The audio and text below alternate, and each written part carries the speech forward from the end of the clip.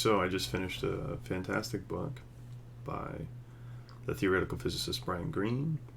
His new book, Until the End of Time. Mind, Matter, and Our Search for Meaning in an Evolving Universe.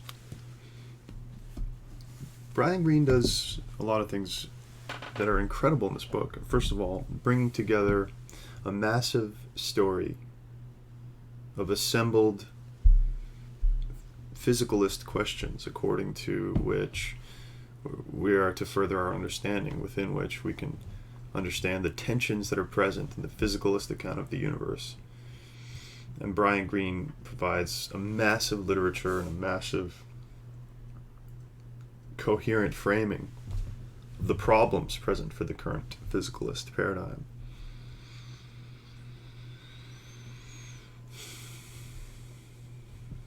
He tells a fantastic story, and a fantastic story contains problems like that.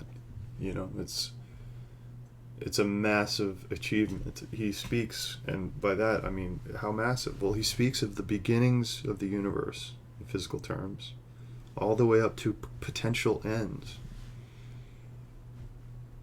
the conceivable endings of the universe, and the conceivable endings of what we call coherent, formulatable time. Time itself could span forever, in which case there's no sense in really talking about it. Logic breaks down, mentality breaks down.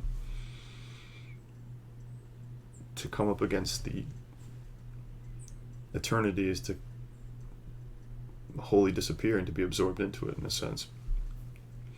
But what Brian Greene does really well, I think, in this work is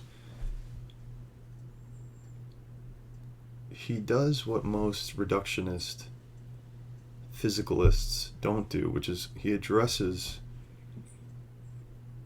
even if not explicitly, he addresses the problems, the metaphysical problems that are operating within this grander question. And so, like others have said, I think we should at least be explicit about our metaphysics when we're discussing such things. So, rather than ignoring metaphysics or pretending we're not doing metaphysics in order to not have to answer the questions, Brian Greene doesn't do that. So, essentially, if we're going to look at a physicalist universe, this is the questions that occur to me. Do we not have to pose essential axioms for this entire logical framing? At least two, and those two are this.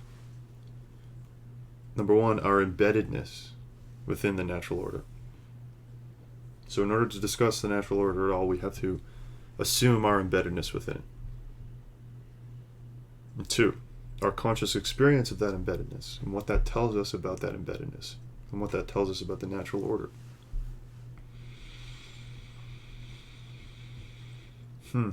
So a naturalist has to assume these things. Not only has to, willfully assumes these things, because it would be silly to assume any other such thing. So it would be silly to be a reductionist and to fly into the heights of the highest skepticism and think maybe we aren't here or something like that. It would be pretty absurd. But for a physicalist to really take these things on board is to really address the difficulties that these pose for just the sheer physicalist account. And first of all, and where I've started here today, it's in terms of the story that we can tell with that. And so if we think of the universe as a conceivable series of models beyond which we can not really tell a good story, that's fine. Well, what does that leave, or where does that leave naturalism? Well, for Brian Greene, he tells a pretty good story here. He says we have forms of nested naturalism. So, or he calls it his own kind of metaphysical stance here, nested naturalism, meaning the model-centric realism of, say, Stephen Hawking or people like this, who he mentions in a footnote, where that is the reality that we see. We can only be coming up against reality via our models. Brian thinks that these can be absorbed into a broader naturalism with nested pockets of realism. Reality itself can be this coherent, broader frame. And so, at least he's being explicit about his metaphysics here, because Brian is also trying to include, intelligently, I think, forms of experiential truth.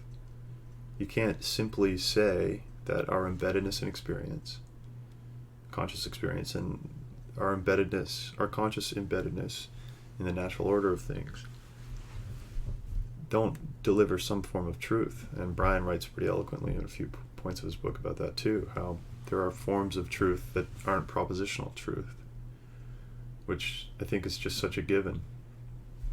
For a theoretical physicist to be attuned to that and to try to have a coherent framing of how these various pictures of reality have to fit into a larger picture, I just think it was brilliant, and also made for brilliant reading. Just a few thoughts.